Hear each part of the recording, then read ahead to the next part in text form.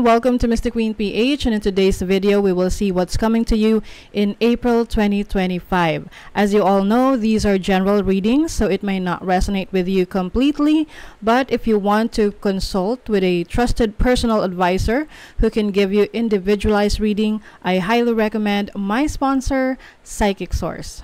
Psychic Source is the most trusted psychic service in the industry with over 35 years of experience. They provide intuitive guidance accessible to anyone through their community of professional and gifted advisors.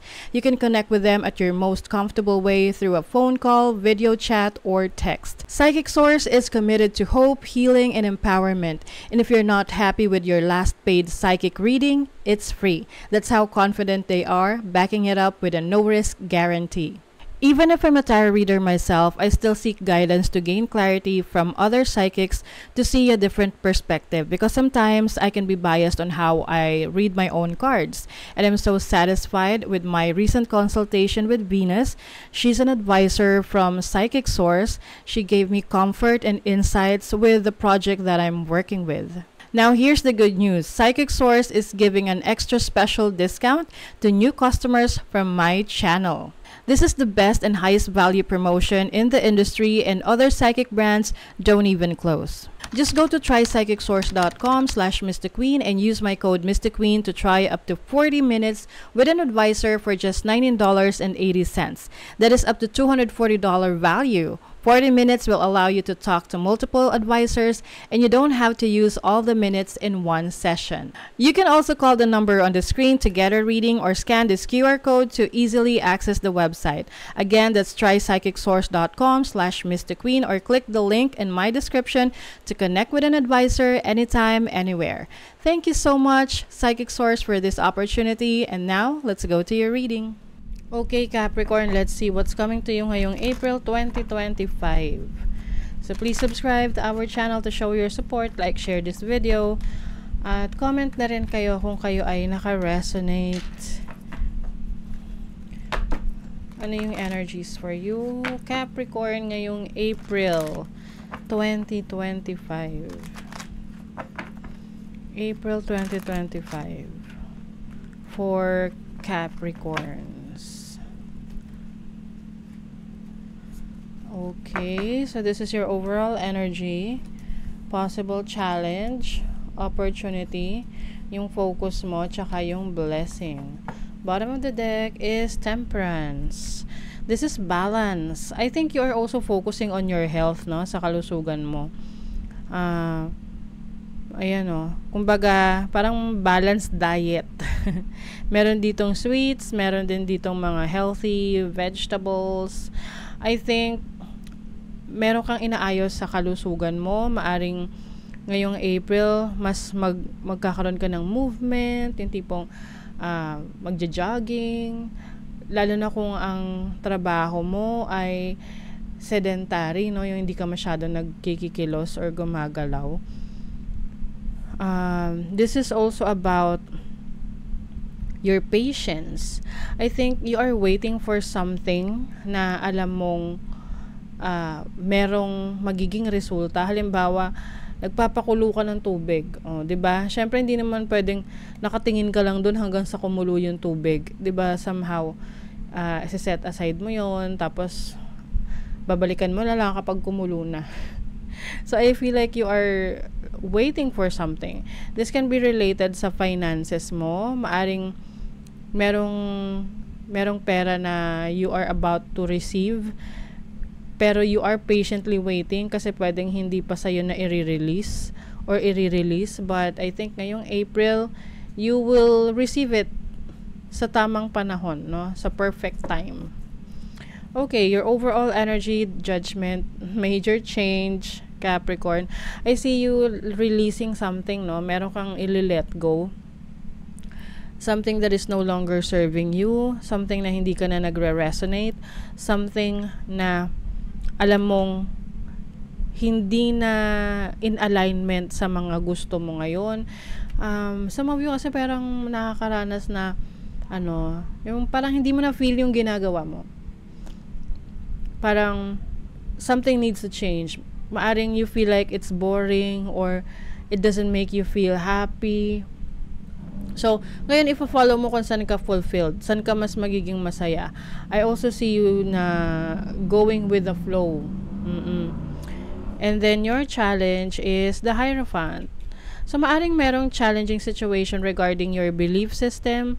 Like, for example, yung iba sa inyo, kung meron kayong pina-follow na religion, medyo parang kino-question nyo yung mga nalalaman nyo tungkol sa religion na yon, and learning about new belief system na parang ano to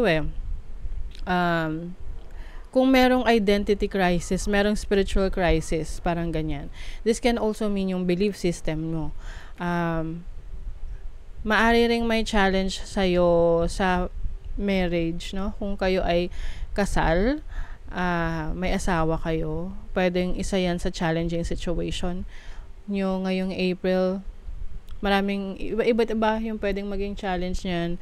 So, dito matetest kung gaano katatag yung samahan ninyo. And then, your opportunity is the Eight of Swords. I think you have the opportunity to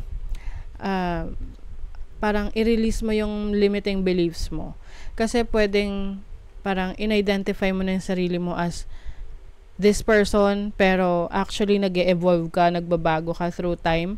So ngayon, yung pagbabago na yon, parang hindi mo siya ma-accept kasi sa tingin mo, hindi ikaw yon. But it becomes uncomfortable na rin sa'yo kasi hindi ka na rin masaya sa sitwasyon mo. You get my point? Oo. Kumbaga, it's time for you to break free. Break free from your limitations. Kasi pwedeng yung limitations na yan, ikaw lang yung nagbibigay niyan para sa sarili mo. Na hindi naman talaga siya totoong limitasyon. Kumbaga, iniisip mo lang na hanggang dun ka lang or you're not good enough. Okay? So, you are breaking free. You have the opportunity to express yourself more. And then, ang focus mo, Three of Swords. I feel like you're going to focus on healing your past or healing any painful situation sa buhay mo.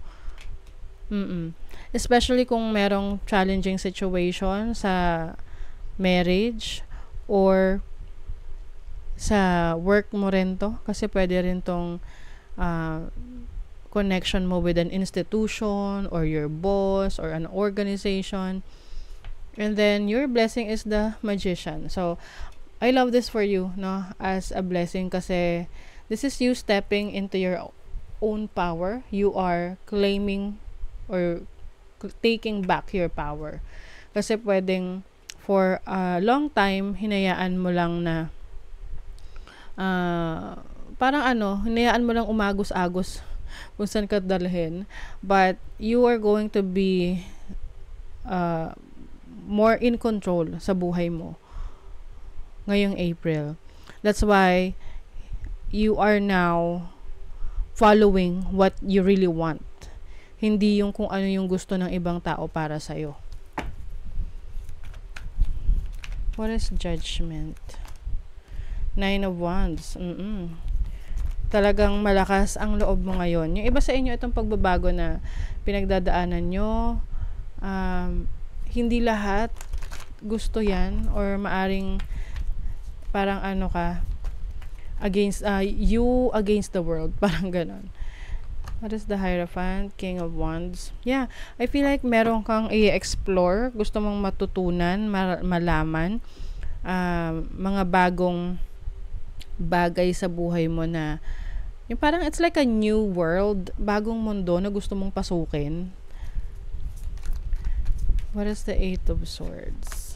Yeah, the Ten of Swords. So you have the opportunity to get out of your head. Maari kasing yung overthinking mo, yung isip mo, yung sometimes we have this negative mindset or negative thinking na lagi tayong nag-iisip na what if something bad happens. Alam nyo yun? Na ngayon you are releasing that. You are going to be more optimistic. What is the Three of Swords? Oh, wow. Your focus is about transformation. Yung pain na nararamdaman nyo, you're going to use that pain to transform yourself into a new version of yourself. This makes sense kasi itong the Judgment is about yung iyong rebirth. It's like a new version of yourself. This is about reinventing yourself. So I see you na parang parang kang pinapanganak ulit. Ganun. What is the Magician? Wow, 3 of Cups. Meron kang celebration. Meron ditong achievement. This is also about fellowship, friendship. Maaring you will be blessed with people na supportive sa mga gusto mo. And meron kang project or gagawin, itong new beginnings, itong transitional period for you will lead you to a successful situation na isi-celebrate mo with the people you love. Soulmates. I think itong soulmate energy na to is about the people, yung mga taong makakasalamuha mo, makakasama mo for your journey, sa journey mo na to, are your soul family. Mas nagiging malakas yung loob mo. You are taking risks. Mas bolder ka ngayon. You are breaking free. Oh, 'di ba? Diyan mo may experience yung happiness because you feel like you're free, 'di ba? Ang sarap sa pakiramdam na malaya ka, nagagawa yung gusto mo. Slowly but surely getting ahead. Yes. Hindi mo naman kailangang madalain ang mga pagbabago sa buhay mo. Take it one step at a time. Mag-ingat sa two-faced friends. Meron kang kaibigan na doble cara. Ayan na, may marriage. So, maaring isa ito sa concept or tema ng April for you regarding your relationship with your person. Pwede rin naman ang marriage din kasi is about business partnerships. So, if there is someone na ka-deal ka and you feel like something is off sa person na to, parang hindi siya totoo, pay attention to that. Kasi baka hindi talaga siya totoo. Oh, there is a new merong bagong commitment dito. This can be a new commitment pagdating sa trabaho mo. This is mostly about yourself Commitment mo sa sarili mo. Ano yung gusto mo para sa sarili mo na ma-achieve ngayong April. So, i-commit mo yung sarili mo doon sa goals mo. Okay? So, that is your reading, Capricorn. Thank you so much. See you again.